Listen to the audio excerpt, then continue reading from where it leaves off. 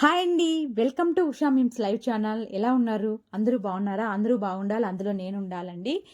చాలా రోజులైందండి vlog shoot చేసి, అందుకోసమని ఒక మంచి వ్లాగ్తో మీ ముందుకు వచ్చానండి. అదేనండి దీపావళి సంబరాలు. మీరు ఎలా జరుపుకున్నారో కామెంట్ రూపంలో కంపల్సరీ తెలియజేయండి. నేనైతే ప్రతి ఇయర్ ఇలాగే జరుపుకుంటానన్నమాట. నా చిన్నప్పటి నుంచి నేను చూస్తున్న వేలోనే నేను అలాగే దీపావళి సంబరాలు చేసుకుంటానన్నమాట. ఎలా చేసుకున్నానో మీరు ఈ వీడియోలో చూసేయచ్చండి.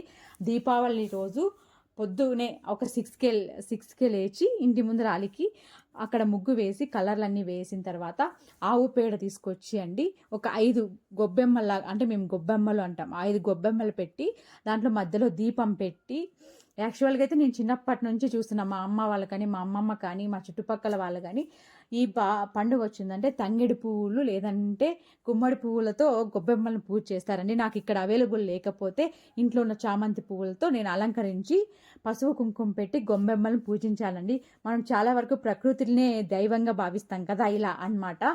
ఇక్కడ అంతా గొబ్బెమ్మలు పూజించిన తర్వాత ఇక్కడ ఇంకొక విషయం చెప్పాలండి. నాకు ఈ ముగ్గు తప్ప వేరే ముగ్గులే రావన్నమాట. అదొక్క ముగ్గు తప్ప.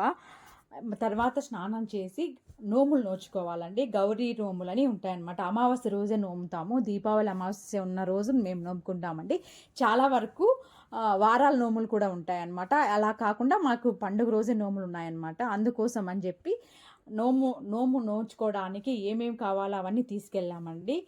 ఎక్కువగా ఈ పండగకు కజ్జాయము అంటాము, ఇంకొక కొన్ని చోట్ల అతిరసాలు అంటారు. అలా తీసుకొని అక్కడ అమ్మవారి దగ్గరికి, అంటే అమ్మవారిని కూర్చోబెడతారండి. ఒక కలశంలాగా కూర్చోబెట్టి పూజ చేస్తారు పంతులు వచ్చి శివాలయంలో. ఇలా గౌరమ్మని చేసి, గౌరమ్మతో పాటు గరిక అనేది ఇంపార్టెంట్ అండి. గరికతో పాటు తుమ్ము పూలు మీకు వీడియోలో కనిపించలేదు కానీ అవి తుమ్ము పూలు అన్నీ పెట్టి ఈ నోములు అండి, అవి ఆ పక్క ఉన్నవి పాత దారాలు, ఈ పక్కమైన కొత్త దారాలు అనమాట. దాంట్లోకి నోము పూసలు పెట్టుకొని ఇలా కజ్జాయము కావాల్సినవన్నీ పూజ చేస్తారన్నమాట. పంతులు వారు ఎలా చెప్తారనేది ఈ వీడియోలో మీరు చూసేయండి. మనం కార్తీక మాస ప్రారంభ సమయంలో ఎందుకోసం ఈ యొక్క గౌరీ వ్రతాన్ని కలియుగంలో అందరూ ఆచరిస్తున్నారు అంటే, పూర్వము కార్తీక మాసము ప్రారంభ సమయంలో ఆ గౌరీ పరమేశ్వరులు ఇద్దరు కూడా కైలాస పర్వతం యందు కొలువై ఉన్నారంట.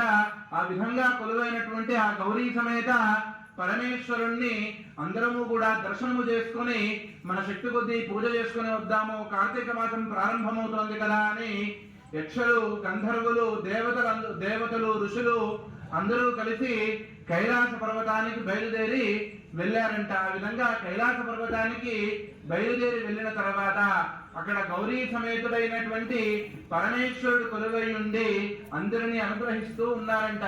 ఇలా పంతులు గారు కథ యొక్క సారాంశం అంతా చెప్తారండి. అదంతా నేను తీయలేదనమాట, కొంచెమే తీశాను.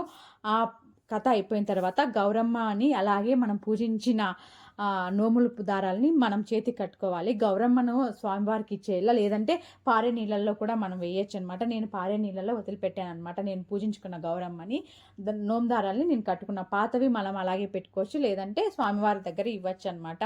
మీ ఏరియాలో కూడా ఎవరైనా ఇలా నోములు నోచుకునే వాళ్ళు ఉంటే కామెంట్ రూపంలో తెలియజేయండి.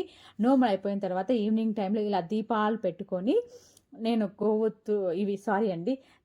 గొబ్బెమ్మలు అలాగే కాకరపూలు వెలిగించాను. పెద్ద పెద్దవి కాల్చడం మనకు భయం అనమాట.